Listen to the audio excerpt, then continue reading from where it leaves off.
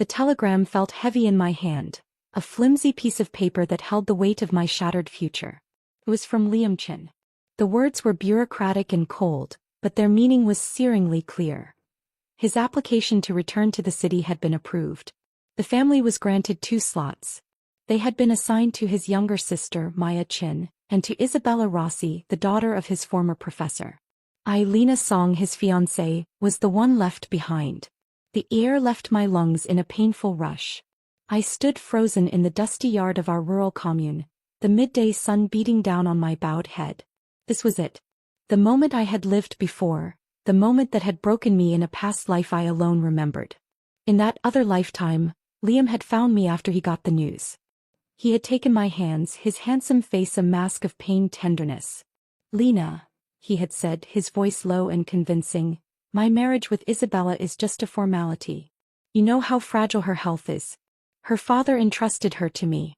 It's my duty to see her settled in the city. Just wait for me a little longer. Once I find my footing I'll send for you. I promise." And I, a fool in love, drenched in the sweat and soil of a life I never chose, had believed him. I had waited. I had waited through seasons of backbreaking labor, through lonely nights, through the hollow ache in my heart. I had waited until the day I had gone to the supply co-op for salt and saw them there, huddled together in the medicine aisle, their heads close, discussing which contraceptives to buy. The world had tilted on its axis then, the foundation of my trust crumbling into dust.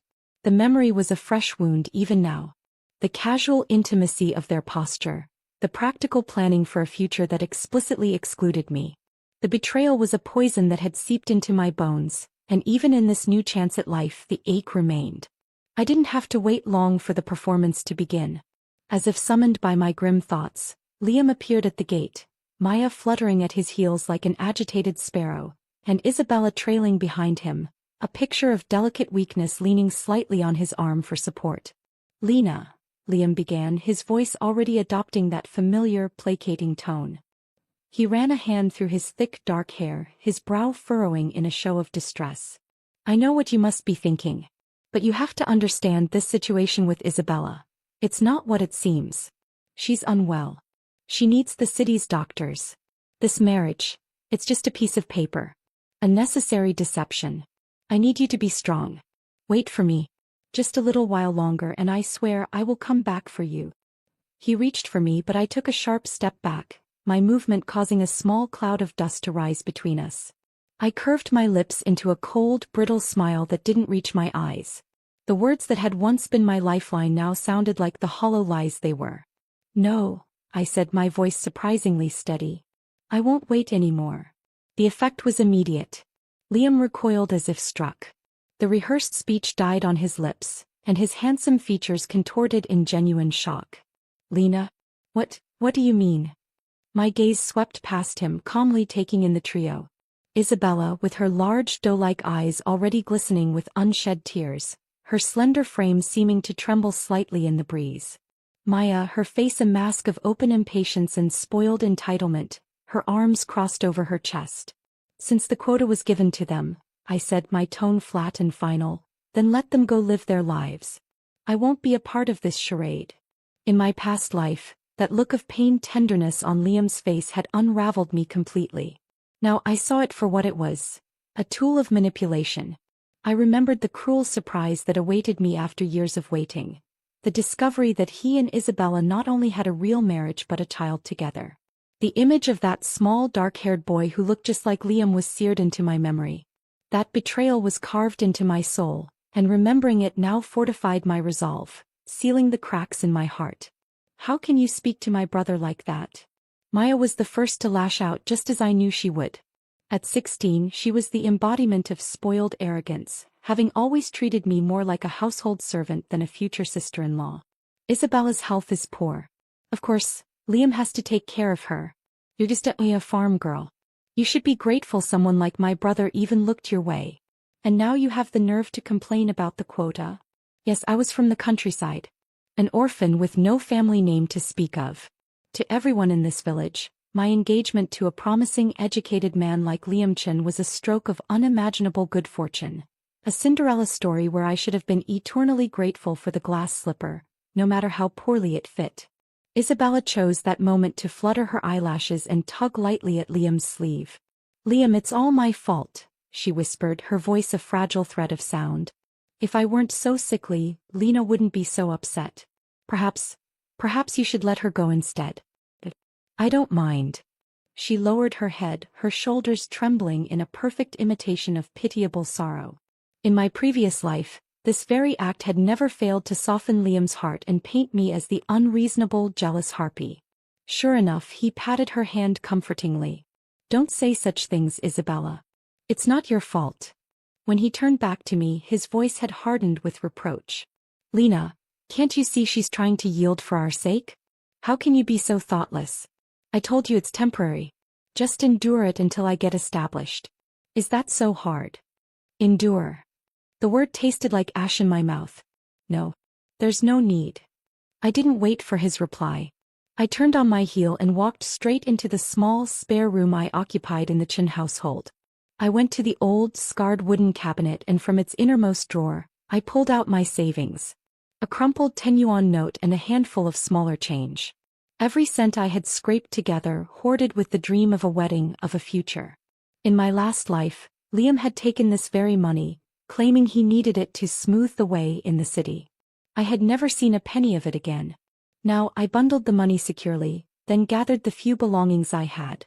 A spare tunic, a pair of patched trousers, a hair comb that had belonged to my mother. It all fit into a small, faded cloth bundle. I slung it over my shoulder and walked out of the room, out of the house that had never truly been my home. "Lena, stop this nonsense. Where do you think you're going?"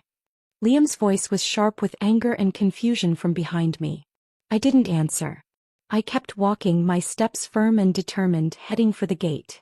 But before I could reach it, I nearly collided with Uncle Feng, the village chief, who was hurrying in, his face beaming, a document stamped with an official red seal clutched in his hand. "Lena. Good news. Liam's quota." He stopped short, his smile vanishing as he took in the bundle on my back and the resolute set of my shoulders. "What's going on?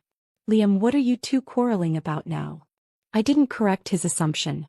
I simply moved to brush past him. Uncle Feng, a kind, weathered man in his 50s, hurried after me, blocking my path with a concerned expression. "Child, what is this? Liam's return to the city is a blessing. Soon you'll both be living a good life there. Why are you fighting at a time like this?" I stopped, seeing the genuine worry in his eyes. A faint warmth stirred in my chest. In this place, aside from the memories of my long-dead parents, Uncle Feng and his wife were the only ones who had ever shown me true kindness. "But I'm not going, Uncle Feng," I said quietly. "The slots were given to Maya Chin and Isabella Rossi. Liam told me to wait, but I don't want to wait anymore." The moment the words left my mouth, his bushy eyebrows furrowed deeply. He glanced back at the three figures standing stiffly by the house and lowered his voice. This is too much. Isabella is one thing. They say she's the professor's daughter, a duty. But Maya? She's just a child. How could they give your slot to her?" Uncle Feng knew the truth of my life here. Liam's parents were gone, and he and Maya had survived on the village's charity. As his fiancée, I had been their primary source of support, tending their small private plot, cooking their meals, mending their clothes. And after Isabella had arrived, supposedly to recuperate in the fresh country air, her expenses, her food, her delicate needs, all of it had been sustained by the sweat of my brow, by the food I grew with my own hands. But none of that mattered anymore. The ledger of my sacrifices was closed. "I've decided to go south, Uncle Feng. I'm going to make my own way. There's nothing left for me here." He sighed, a long, weary sound. He knew my temperament. Once my mind was set, no force on earth could drag me back. But to go south alone to a strange place, how will you manage? "I'll find a way," I said, my voice firm. "Uncle Feng, please, could you help me? I need to sell the grain in my storage and the vegetables in my garden. And I'd like you to find someone to sublease my private plot." Asking him to do this was me burning my bridges. It was a final, decisive break. There would be no coming back to a plot of land to farm, no stored grain to see me through the winter. I was cutting myself adrift. Uncle Feng looked at me for a long moment, seeing the unyielding resolve in my eyes. He knew further argument was useless. He gave a slow, heavy nod. "All right, child. I'll take care of it for you. After I said my goodbyes, I didn't look back. I walked away from the Chin household, from Liam, from the life of waiting and betrayal. The path ahead was uncertain and terrifying, but for the first time in either of my lives, it was my path and mine alone. The days that followed were a whirlwind of practical, final actions. I stayed with Uncle Feng and his wife Auntie Lon, who clucked over me with a mixture of worry and admiration. With Uncle Feng's help, I sold my stored grain to the village purchasing station. The amount was pitifully small, a little over 20 yuan, but it felt like a fortune in my hand. It was money I had earned, untainted by false promises. Auntie Lon helped me harvest the last of the vegetables from my garden, bunching onions, spinach, and some sturdy cabbages. She insisted on buying them from me herself, pressing a few extra coins into my palm. "For your journey, child," she said, her eyes soft. "You'll need all the help you can get." Uncle Feng was as good as his word. Within 2 days he had found a young couple new to the village to take over my private plot. The transaction was swift and simple. With that, the last tangible tie I had to this place, to the land that had both sustained and imprisoned me, was severed. I was officially rootless, and the feeling was as liberating as it was frightening. Meanwhile, as I efficiently tied up the loose ends of my old life, the Chin household descended into a chaos that became the talk of the entire village. I had been the invisible engine of that home. I was the one who woke before dawn to light the stove, who cooked the meals, who washed the clothes by the river, who fed the single scrawny pig we kept, and who shouldered the bulk of the work in the fields.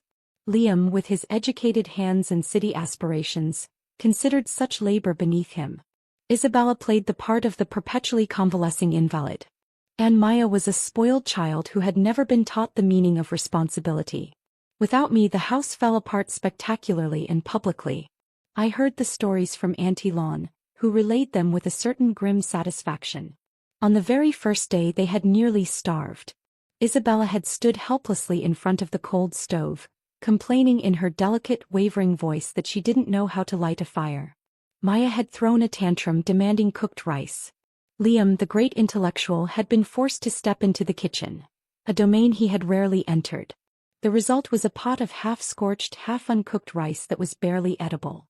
The simple stir-fried greens he attempted were so salty they were inedible.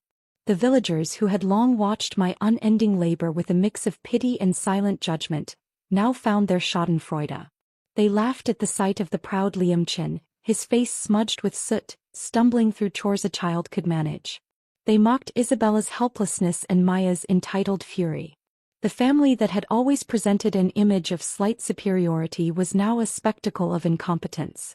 After a few days of this, Maya evidently reached her breaking point.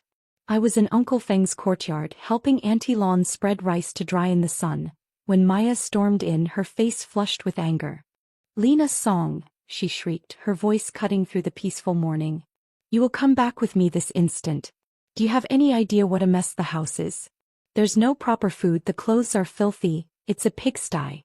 My brother said if you come back and do your chores properly, he might still consider bringing you to the city once he's settled." I didn't even look up from the rake I was using to spread the grains. Her words, so arrogantly delivered, bounced off me. They held no power anymore. Seeing that I was ignoring her, her anger boiled over. "Are you deaf? Don't be so ungrateful. My brother choosing you was the biggest stroke of luck you'll ever have. And now Isabella is even willing to give up her spot for you, and you still don't appreciate it." At that, I set the rake down carefully and met her furious gaze. I let out a cold, sharp laugh that made her blink. "Maya, I can't afford your brother's so-called luck. As for Isabella giving up her slot, if she were truly that kind, my name would be on that document right now, not hers." The truth of my statement struck her speechless. Her mouth opened and closed, her face flushing a blotchy, bright red.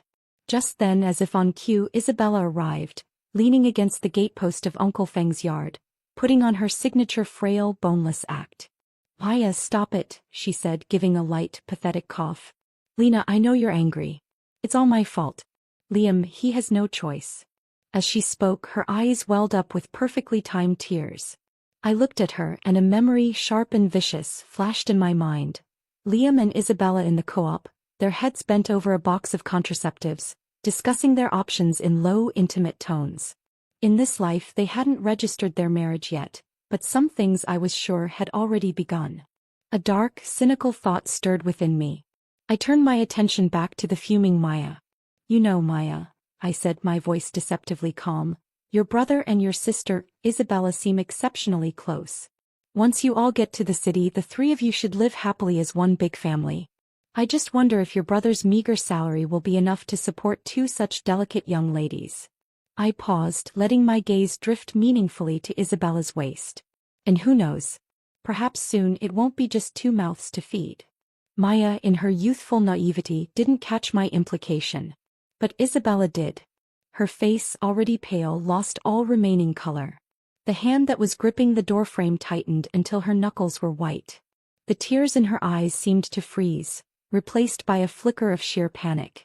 Maya was still shouting, "My brother is capable. Of course he can give us a good life. Unlike you, who can only stay in the countryside and farm." Uncle Feng, who had been listening from the doorway, his expression growing darker by the second, finally had enough. He stepped forward, his kind face now set in stern lines. "You little girl," he boomed, his voice silencing Maya's tirade. "How dare you say Lena only knows how to farm? If she didn't farm, who fed you? Who clothed you? The lot of you are lazy and useless, living off her hard work as if she were your servant. And now you have the nerve to look down on her." He pointed a thick, calloused finger toward the gate. "Enough. Go home. Lena has made her decision. More talk is useless." Maya, who had never been scolded so harshly by anyone, let alone the village chief, was utterly humiliated. Her face was a beacon of red, and though she looked like she wanted to argue, Uncle Feng's authoritative glare made her shrink back. Isabella felt the humiliation even more keenly. She had been deeply unsettled by my earlier veiled accusation, and now she was terrified I would say something even more damning. "Maya, let's go," she whispered, her voice trembling with a real fear this time. Without waiting for Maya's agreement, she practically dragged the sputtering girl away, their retreat a picture of disgrace. Watching them go, I felt nothing. No triumph, no anger, no satisfaction. Just a vast, calm emptiness. They were already part of a past I was determined to leave behind. Uncle Feng turned to me, his expression softening. "You see what they're like, child? You're well rid of them." I nodded. "I know, Uncle Feng. Thank you." The confrontation had only solidified my resolve. This nest of vipers I had called home was scrambling without its primary caretaker, and I felt not a single ounce of responsibility for their plight. They had made their choices and I had finally made mine. My path led south, away from this drama, away from this village. My future was a blank page and I was ready to write the first word. The morning I was to leave, a fine mist clung to the mountains, softening the harsh outlines of the village I was leaving behind. Auntie Lon had packed me a lunch of steamed buns and pickled vegetables, her eyes red-rimmed. Uncle Feng pressed a small folded stack of yuan into my hand. "For an emergency," he said, his voice gruff. "Don't argue." I didn't. The weight of their kindness was a comforting anchor in the sea of my uncertainty. I shouldered my small bundle, now containing my meager savings and the few coins from my sales, and set off before the sun had fully burned through the fog. I took the back path, the narrow valley trail that wound behind the mountain, ensuring I wouldn't cross paths with Liam and his group at the village entrance. I imagined them standing there under the rising sun, growing increasingly impatient, waiting for money I would never bring. The thought brought a grim smile to my lips. Let them stew in their own frustration. It was no longer my concern. The trail was steep and rugged, used only by hunters and herb gatherers. Thorns snagged my trousers and my breath came in sharp pants as I climbed. But with every step I felt a layer of the past sloughing off. The air was clean and sharp with the scent of pine and damp earth. It was a physical purging, this journey away from the life that had stifled me. By the time I reached the county bus station, the sun was high and hot. My body ached, but my spirit felt lighter than it had in years. The station was a chaotic symphony of noise and movement. Buses belching black smoke, porters shouting, families clinging to bundles as large as haystacks. I bought a ticket to the provincial capital with cash from my savings, clutching the precious slip of paper as if it were a lifeline. The bus ride was long and bone-jarring, the hard seat vibrating beneath me. I stared out the window, watching the familiar terraced fields and clustered villages give way to flatter, more industrial landscapes. This was it. I was truly gone. From the provincial capital I transferred to a southbound train. The noise and scale of the train station were overwhelming. A river of humanity surged through the vast hall, a cacophony of dialects and announcements I could barely understand. When I finally found my carriage and squeezed onto a hard wooden seat, I was trembling with a mixture of exhaustion and exhilaration. As the train lurched into motion, I pressed my forehead against the cool glass of the window, watching the world rush by in a blur. The emotions I had held at bay finally swamped me.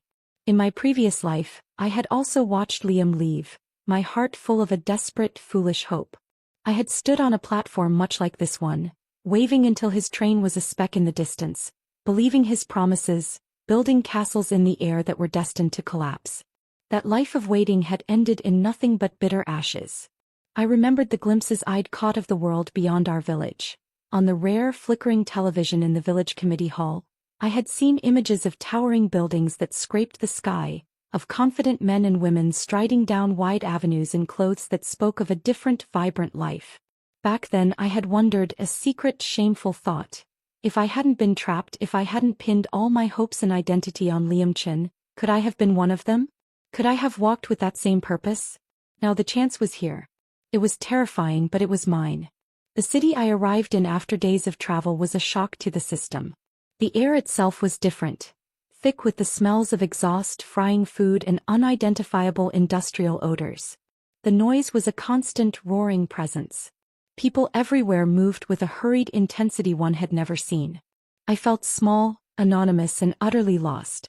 With the little money I had left, I rented the cheapest room I could find in a crowded urban village, a warren of narrow alleys and tightly packed, dilapidated buildings that housed a floating population of migrants like myself.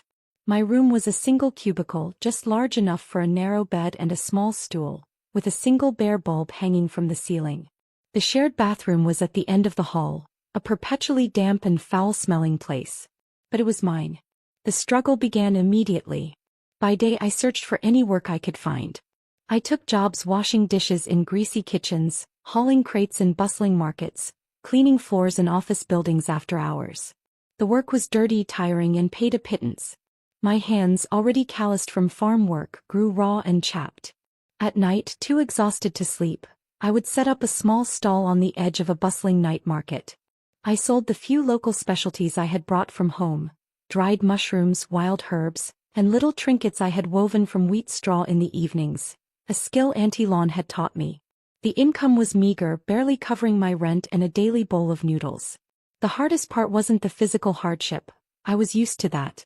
It was the profound, gut-wrenching loneliness. In this teeming city of millions, I was utterly alone.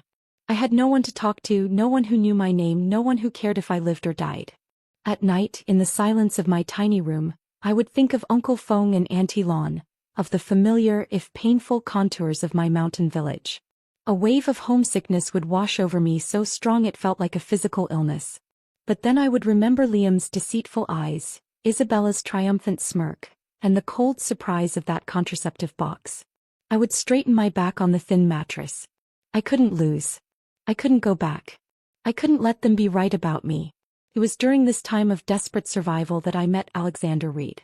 Alex, to the few who knew him. He taught a middle school literature class at a night school not far from the night market where I hawked my wares.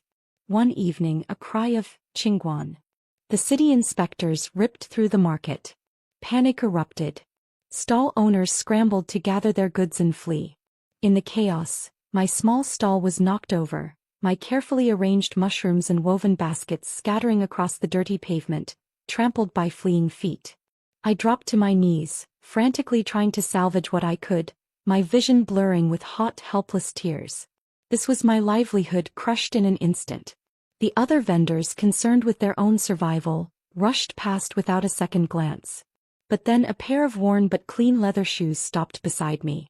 I looked up to see a man quietly kneeling down and helping me gather my scattered belongings. He wore a faded blue shirt, its collar neatly pressed, and a pair of wire-rimmed glasses that sat slightly askew on his nose. He had a gentle, scholarly air, but his hands were capable as he carefully brushed the dirt off my mushrooms and placed them back in their baskets. "Miss," he said, his voice calm and low. "Are you all right?" I could only shake my head, too embarrassed and upset to speak. I muttered a thanks, my face burning. After that he would sometimes stop by my stall. Sometimes he would buy a small bundle of herbs or one of the simpler wheat straw trinkets. Other times he would just stand and chat for a few minutes. He never offered pity, only a quiet, steady presence. I learned that his situation wasn't much better than mine. He was from a small town himself, working in the city alone to support his elderly grandmother back home. The night school job was poorly paid, but it was stable. He told me the night school was full of people like me, people who had come from the countryside with little education but a fierce desire to change their fate. "Lena," he said one evening, his eyes earnest behind his glasses, "this is a good era. It's the time of reform and opening up. If you have knowledge, you can seize opportunities. You should consider attending a class." I hesitated. My formal education had ended after elementary school. The thought of sitting in a classroom was intimidating, and the tuition, however small, was a burden I could barely shoulder. He seemed to sense my concerns. "You can save up slowly for the tuition," he said with an encouraging smile. "In the meantime, I can lend you some textbooks. As long as you want to learn, it's never too late." His words planted a seed in the barren soil of my exhaustion. Knowledge. It was a currency I had never possessed. With his quiet encouragement, I finally enrolled in the most basic literacy class at the night school. I started from the very beginning, relearning pinyin and simple characters, my hand clumsy around the pencil. Alexander Reed, Alex, became my teacher and, gradually, my only friend in that vast, indifferent city. He was patient, answering my endless questions without condescension. He told me stories about history and literature, opening windows to worlds I never knew existed. He encouraged me never to give up, to see my struggle not as a failure but as a foundation. Little by little, the characters stopped being mysterious squiggles and began to form words, then sentences. I could finally read a newspaper, my lips moving silently, piecing together the meaning of current events. I started trying to read simple business books Alex brought me. Most of it was still far beyond my understanding, a fog of unfamiliar terms and concepts, but I kept at it, doggedly, stubbornly. For the first time, I wasn't just surviving. I was building something, starting with the very bedrock of knowledge. The night school became my sanctuary. In that brightly lit classroom, surrounded by other migrants with tired eyes and determined hearts, I wasn't just Lena the orphan, Lena the abandoned fiancée, or Lena the struggling street vendor. I was a student. The scratch of my pencil on paper was the sound of my own liberation. Alex was a different person in the classroom. The slight shyness I saw at my stall vanished, replaced by a passionate, engaging teacher who brought stories and characters to life. He made learning feel not like a chore but a privilege. After class, he would often walk me back toward the warren of alleys that led to my room, our conversations stretching under the hazy glow of the city's streetlights. He never tried to cross the boundary into my personal space. His presence was always respectful, a steady anchor in my turbulent new life. One evening, as I was painstakingly reading a week-old newspaper he had given me, a piece of news caught my eye. The Canton Fair, a massive trade exhibition, was about to be held in a nearby city. The article described it as a gathering point for thousands of foreign buyers from all over the world. My heart gave a sudden hard thump. A bold, almost ludicrous idea began to form in my mind. The quality of my local specialties was good, far better than the bland, commercially grown produce I saw in the city markets. If I could somehow get them in front of these foreign buyers, the potential profit was staggering, unimaginable compared to the coins I earned at the night market. I brought the idea to Alex the next day, my words tumbling out in an excited rush. He listened intently, his brow furrowed in thought. "It's a tremendous opportunity, Lena," he said finally. "But the scale of the Canton Fair, it's immense. It's not a night market. Getting in, getting noticed, it would be very difficult. But not impossible?" I pressed, my hope a fragile thing. A slow smile spread across his face. "No," he said. "Not impossible. But we would need a strategy." "We?" I asked, my voice barely a whisper. "Of course," he said as if it were the most natural thing in the world. "You'll need someone who can stumble through a bit of English, and I have a few days of leave coming." The "we" echoed in my chest, warming a place that had been cold for so long.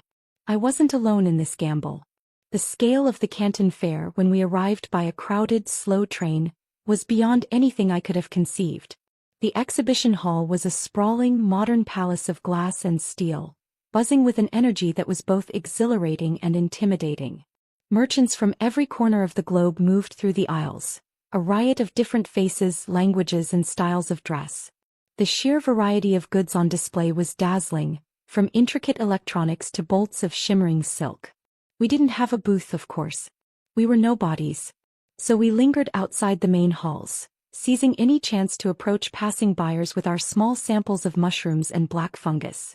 It was demoralizing work. Most people brushed past us without a second look, their eyes glazed over, dismissing us as just another pair of pesky roadside hawkers. After several days of this, our samples were nearly depleted, and we hadn't secured a single expression of genuine interest. The cost of the trip was eating into my tiny savings, and a crushing sense of failure began to settle over me. I sat on the steps outside the hall, the weight of my foolish ambition pressing down on me. "It's no use, Alex," I murmured, close to tears. "We've come all this way for nothing." Alex sat beside me, his gaze fixed on the bustling entrance. "Don't lose heart, Lena," he said softly. "Look."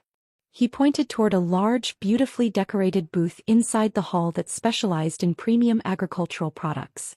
"Their goods are good, but look at their packaging. It's beautiful. Our products are just as good, maybe better, but our presentation, it's too plain. We look like peasants." I sighed. "But we don't have money for fancy packaging." "We don't need fancy," Alex said, his eyes lighting up with an idea. "I remember the little wheat straw baskets you weave. They're beautiful, authentic. Why don't we use them to hold the mushrooms and black fungus? We can tie them with a simple red ribbon, highlight their rustic, natural appeal. That could be our advantage." My spirits lifted instantly. "That's a brilliant idea." That night, in the cheap hostel room we'd rented, I wove more than a dozen delicate, intricate little baskets by the light of a single bare bulb. My fingers, practiced and sure, flew through the familiar motions. Meanwhile, Alex went out and bought red ribbons and some sturdy colored paper. On the paper he wrote in his careful, elegant calligraphy, first in Chinese, then in his best English, "A gift from the Chinese countryside. Natural, organic, pure." The next day, when we displayed our newly dressed-up products, the difference was immediate. The little baskets, with their earthy, handmade charm and the bright pop of the red ribbon, drew curious glances. The bilingual tags gave us an air of legitimacy. We were no longer just sellers. We were purveyors of an authentic experience. Finally, a well-dressed businessman from Hong Kong, a Mr. Wong, stopped in front of us. He examined the mushrooms carefully, smelling their earthy scent, feeling their texture. He asked several questions in heavily accented Cantonese. Alex stumbled through a translation, and I, my heart hammering against my ribs, anxiously filled in the details about where and how they were grown, their superior quality. At last Mr. Wong nodded, a satisfied look on his face. "Your goods are good quality," he said in Mandarin. "The packaging is clever. I'll place an order. 100 pounds of mushrooms, 50 pounds of black fungus, to test the market. If the response is good, we can discuss a long-term arrangement." He handed Alex a business card. I stood there, stunned, as Alex negotiated the final details. When Mr. Wong walked away, I turned to Alex, my eyes wide. We had done it. We had actually done it. That first order was more than a financial lifeline. It was a massive injection of confidence. The profit, when it came, felt like a fortune. I immediately reinvested a portion of it back into sourcing more high-quality products from my home region, working through Uncle Fong. With another portion, I paid for a proper beginner's English class at the night school.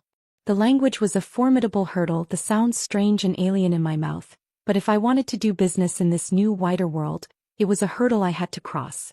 Alex supported me quietly through it all, helping me balance my accounts, draft simple English emails to Mr. Wong, and encouraging me when the complexities of grammar and vocabulary felt overwhelming. In that constant side-by-side struggle, our relationship began to subtly shift. The gratitude I felt for him was deepening into something richer, more profound. He was no longer just my teacher or my friend. He was my partner. And I was no longer the helpless girl he had found weeping on a dirty street. I was a businesswoman learning to stand on her own 2 feet. The success of that first order was a pebble that started an avalanche.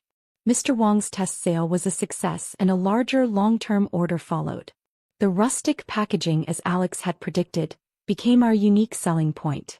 I moved my operation from the precarious night market stall to a tiny rented storefront in a bustling wholesale market. It was just a concrete cubicle with a rolling metal shutter, but it was mine. A real business with a fixed address. I painted the sign myself, Lena's Country Goods. I was no longer content to be just a middleman. I began to dream bigger. To control quality and cost, I needed to be involved in the processing. I spent nights hunched over Alex's textbooks, learning about food preservation, drying techniques, and quality control. The dream of a small processing factory for farm goods began to take shape in my mind. A place where we could clean, sort, and package the products ourselves, ensuring every mushroom and every gram of fungus that left our hands was perfect. I broached the idea with Alex one evening as we were closing the shop. "A factory?" he repeated, his eyebrows rising. He was quiet for a long moment, contemplating the idea. Then a slow, determined smile spread across his face. "It's a bold step, Lena. But it's the right one. I'll help you." He didn't just offer encouragement. He threw himself into the project. He used his research skills to help with market analysis, identifying potential suppliers for simple machinery and contacting packaging distributors. And then one evening he placed a small worn passbook on the table between us. It was his life savings, every yuan he had managed to set aside from his teaching salary to support his grandmother and build a future. "I believe in this," he said simply, his gaze steady on mine. "And I believe in you." Tears pricked my eyes. No one had ever shown that kind of faith in me. Not my parents, who died too young, and certainly not Liam, who had only ever seen me as a convenience. Alex was investing not just his money, but his entire future in my dream. The process of setting up the factory was a relentless, grueling test of our endurance. We found a small, dilapidated warehouse on the outskirts of the city that we could afford to rent. Funding was a constant worry.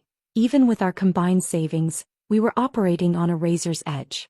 The technology was simple: racks for drying, scales, sealing machines. But sourcing it and learning to use it was a challenge. Labor, sales, distribution, every step was a mountain to climb. Seeing the overwhelming workload, Alex made a decision that left me speechless. He resigned from his stable, if poorly paid, job at the night school. "The factory needs full-time attention," he said when I protested. "And so do you. We're in this together, Lena." All the way.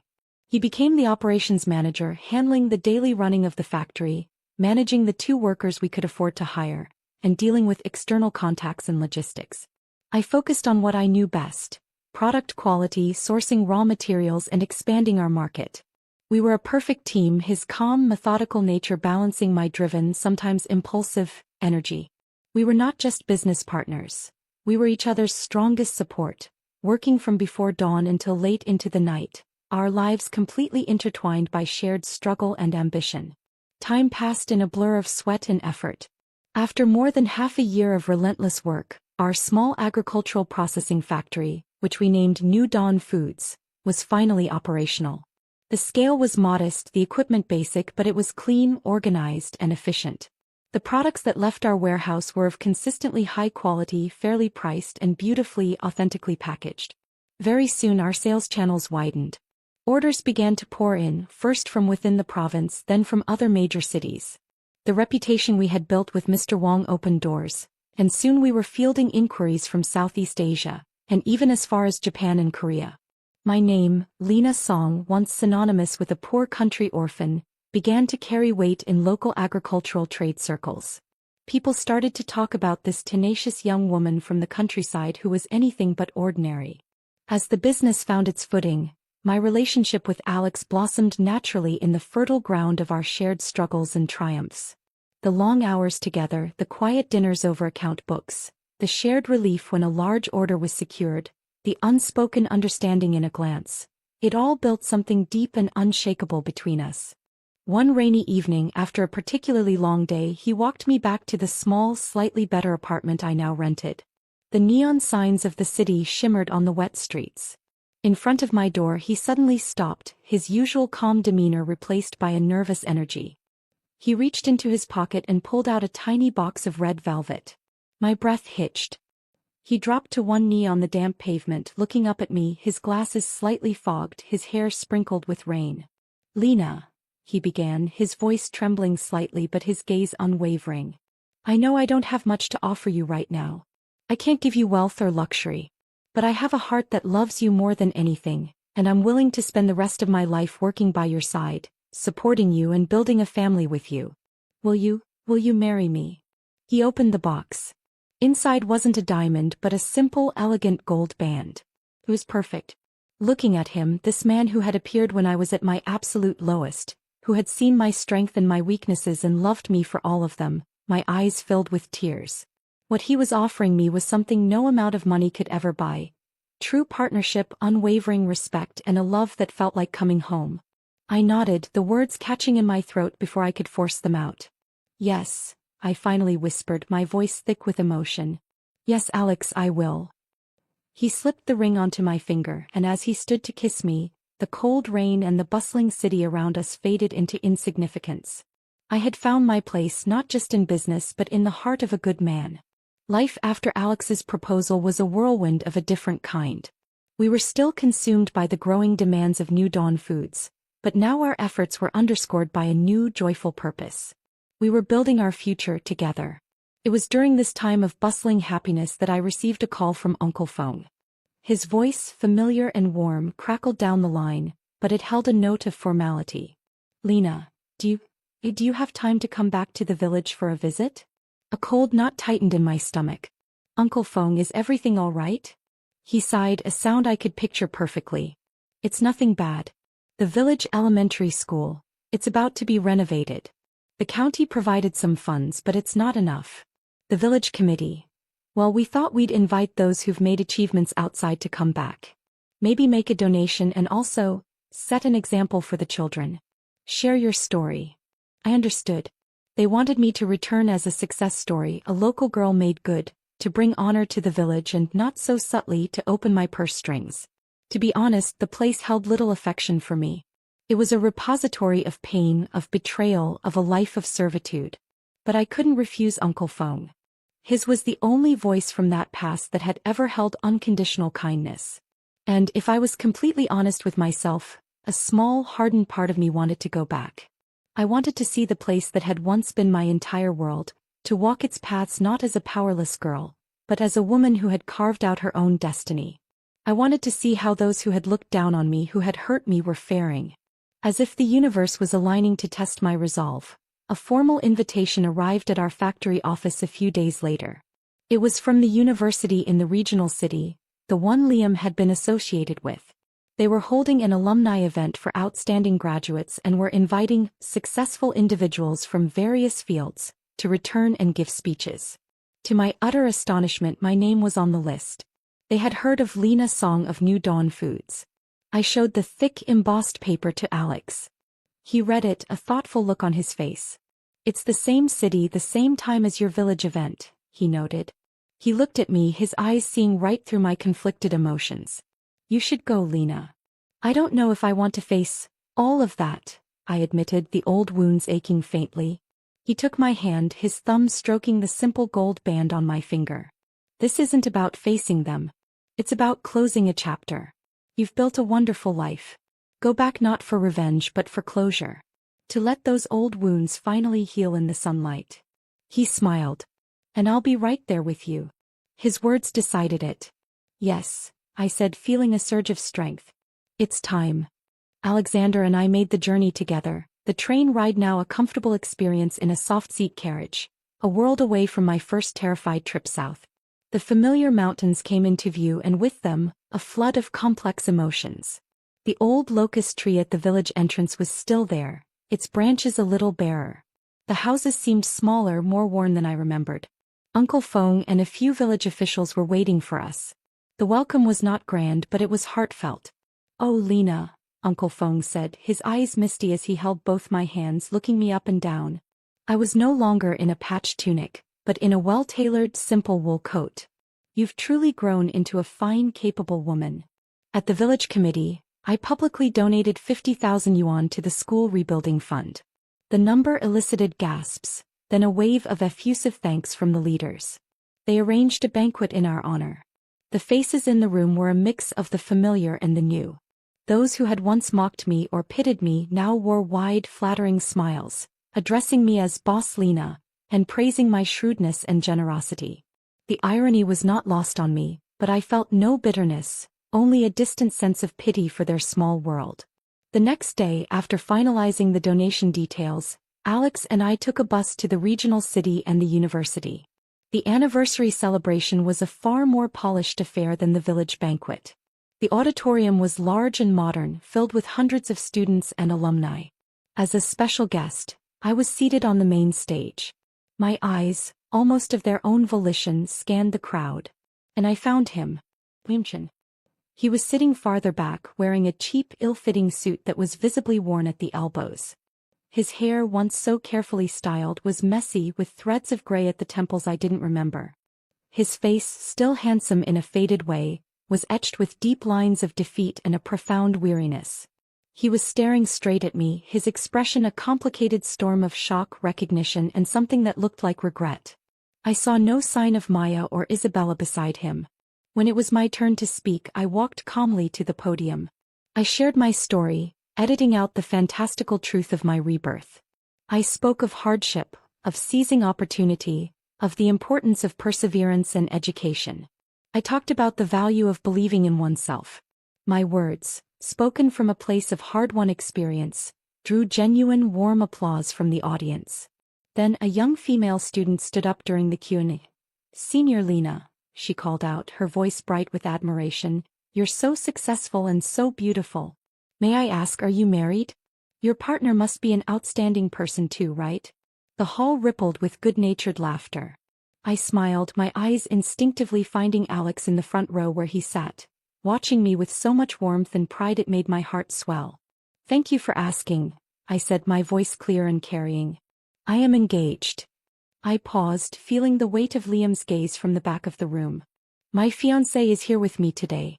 In fact, besides attending this anniversary, we also came back to our hometown to hold our wedding." The moment the words left my mouth, Liam's body jerked as if he'd been electrocuted. He stared at me, his face a mask of stunned disbelief, his earlier weariness replaced by a raw, painful shock. I ignored him. My fiancé supported me silently at the very start of my journey and has never left my side. Now, I'd like to invite him to come up and meet everyone. The spotlight swung and found Alex. He looked momentarily shy, but then he stood, straightening the suit I had bought for him. He walked onto the stage, calm and steady. With his hair neatly combed and his intelligent eyes behind his glasses, he looked handsome, reliable, and every bit the equal of anyone in the room. The audience erupted in another, even warmer round of applause. Holding Alex's hand, I bowed slightly. Sunlight streamed through the high windows, falling on us, wrapping us in a warm, golden light. It felt like a blessing, a benediction on the new life we had built. The past was finally, definitively, behind me. The celebration ended in a buzz of conversation and congratulations. Alex and I were surrounded by well-wishers, students asking for advice, and university officials pressing their business cards into our hands. We were slowly making our way toward the exit when a figure detached itself from the shadows of a pillar and blocked our path. It was Liam.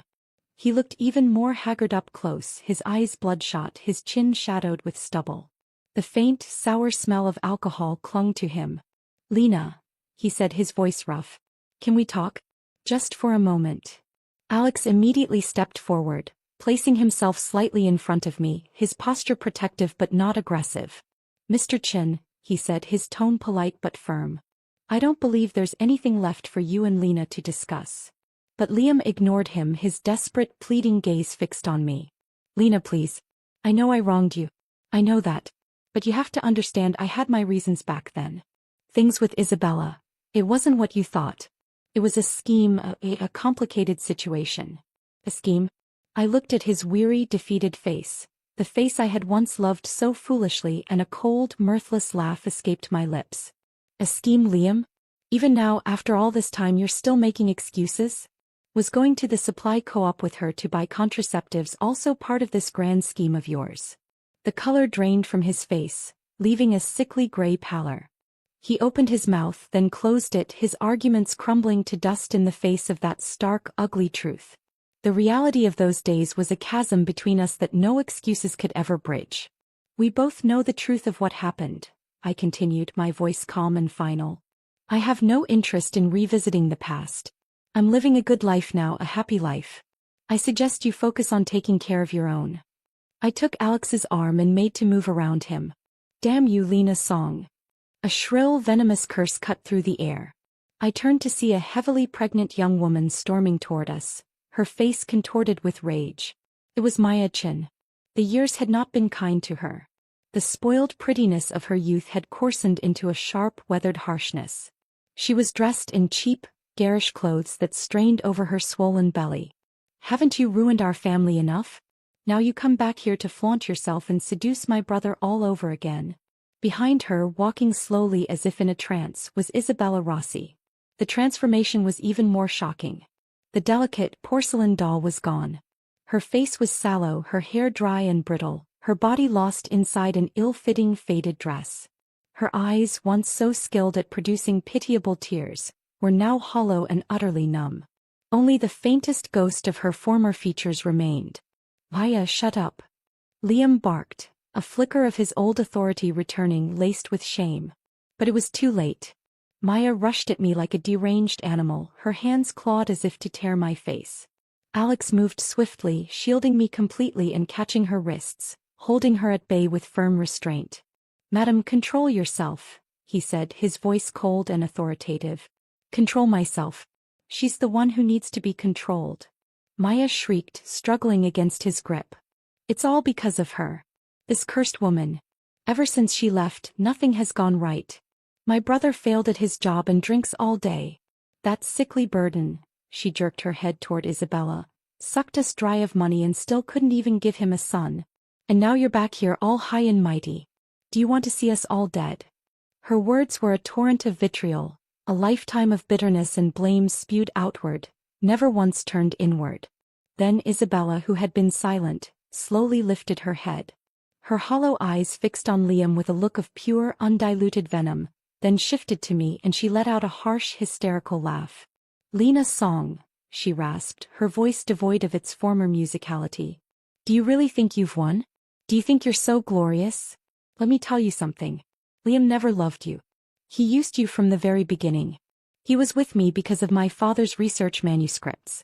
Those papers that earned him his position, his title, they were all copied, stolen. He's a fraud. The accusation hung in the air, sharp and deadly. Isabella, you're talking nonsense. Liam roared, his face turning a terrifying purple. He lunged forward to cover her mouth. But Isabella, with a strength I didn't know she possessed, shoved him away violently. Nonsense. Dare you deny it, Liam? Dare you look anyone in the eye and say those papers were your own work? You're a hypocrite. A pathetic, shameless little man. Smack. The sound of Liam's open hand striking her face was like a gunshot in the hallway. Isabella staggered back, a trickle of blood seeping from the corner of her split lip. She stared at him not with pain, but with a final, devastating triumph, before her body crumpled and she began to sob great, ragged, broken sounds. The scene was a nauseating spectacle of mutual destruction. Alex tightened his arm around me, his body a solid wall between me and the chaos. Let's go, he murmured softly in my ear. We walked away, stepping around the wreckage of their lives. Liam made an aborted movement as if to follow, to plead one last time, but when his eyes met my cold, dispassionate gaze, all the fight went out of him. He slumped against the wall, a broken man surrounded by the ruins he had created. Behind us, the sounds of Isabella's sobbing, Maya's furious curses, and Liam's ragged shouts blended into a single dissonant symphony of despair. I didn't look back. The sunlight outside the building was brilliant and clear, but I knew some people would forever remain trapped in the shadows they themselves had cast. We didn't stay in the region any longer than necessary. The ugliness of that final confrontation had left a bitter taste, but it had also, as Alex predicted, brought a definitive sense of closure. The ghosts of my past had been exorcised, not with a bang but with a pathetic, unraveling whimper. They were no longer formidable villains in my story, just pitiful figures reaping the consequences of their own choices. Back in our city we held a simple, warm wedding. We didn't need grandeur. We invited a handful of our business partners, a few close friends from the night school days, and of course Uncle Fong and Auntie Lon, who made the long journey, their faces beaming with pride and happiness. At the ceremony held in a small sunlit garden, Alex held my hands tightly and made his vows. His voice was steady, his eyes full of a love so deep and sincere it made my own eyes swim with tears. Looking at him, feeling the solid warmth of his hands in mine, I was filled with a profound, quiet happiness and a peace I had never known was possible. After the wedding, we used our savings to put a down payment on a bright, spacious 3-bedroom apartment. It wasn't a mansion, but it was a home we had built with our own hands, a sanctuary filled with light, books, and the quiet hum of contentment. Alex's grandmother, a sweet, gentle woman with eyes that crinkled when she smiled, came to live with us. She treated me like her own granddaughter, and her presence filled the house with a nurturing domestic warmth. With her taking care of the home, Alex and I could pour our energy into New Dawn Foods with renewed focus. The business continued to thrive and expand. We diversified our product line, adding dried fruits, specialty teas, and honey. Our small factory grew, requiring a larger workforce and more sophisticated equipment. We not only secured a firm foothold in the domestic market but successfully broke into more demanding markets in Europe and North America, our rustic yet quality brand proving to be a winning formula. I never forgot my roots or the kindness of Uncle Fong. I invested a significant sum back into my home village, funding the construction of a modern climate-controlled mushroom cultivation base.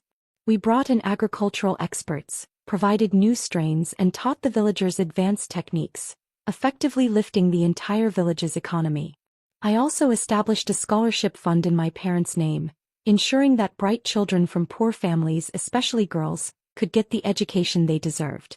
The way the villagers looked at me had completed its evolution, from initial pity to envy and now to genuine gratitude and respect. I had not only changed my own fate through sheer will and effort, but I was also using my success to change the fates of others.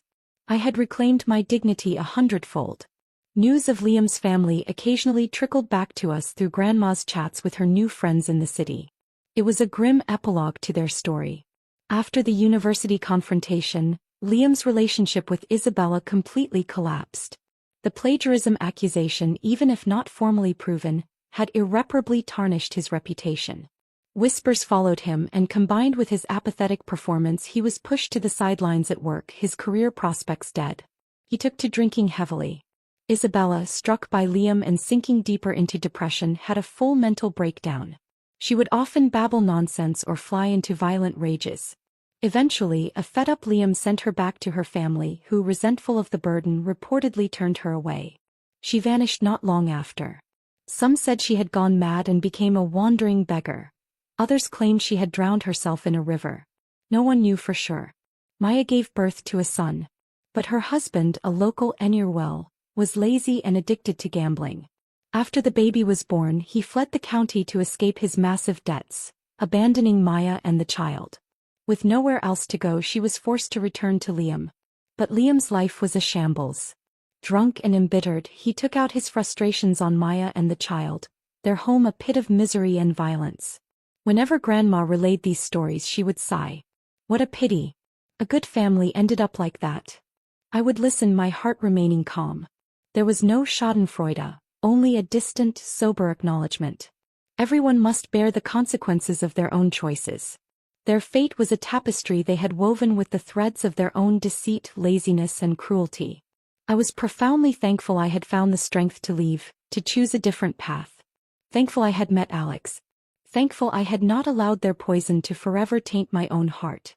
My life was full. My business thrived. My home was a haven of love and peace. And a year after our wedding, Alex and I were blessed with a daughter. We named her Aurora, to commemorate the new dawn she represented in our lives, the beautiful light that had followed the long, dark night. Grandma doted on her, her health remaining robust as she helped us care for the baby. On weekends we would take Aurora to the park to fly kites, or on trips to the countryside, her delighted laughter ringing in the clear air. Under the sunlight, with her chubby hands clutching ours, Alex's loving gaze meeting mine, and Grandma's kind smile, I knew I had everything I would ever need. I often thought of the Lena from my past life, the one who had wasted her youth in foolish waiting, who had died with a heart full of betrayal and regret. If she could see me now, she would surely rest in peace. In this new life I had not only lived brilliantly for myself, but I had also come to understand the true meaning of happiness. It doesn't depend on anyone else's promises. It doesn't come from waiting for rescue. It rests firmly in your own two hands. It is created through relentless perseverance, guarded by wise choices and multiplied by the love you choose to give and receive. The road ahead was still long with its own challenges and joys. But I knew with a certainty that felt as solid as the earth beneath my feet, that as long as I kept love in my heart, hope in my eyes, and continued to walk forward with steady steps, I would always be walking in the light. My new dawn had broken and it was here to stay. The end.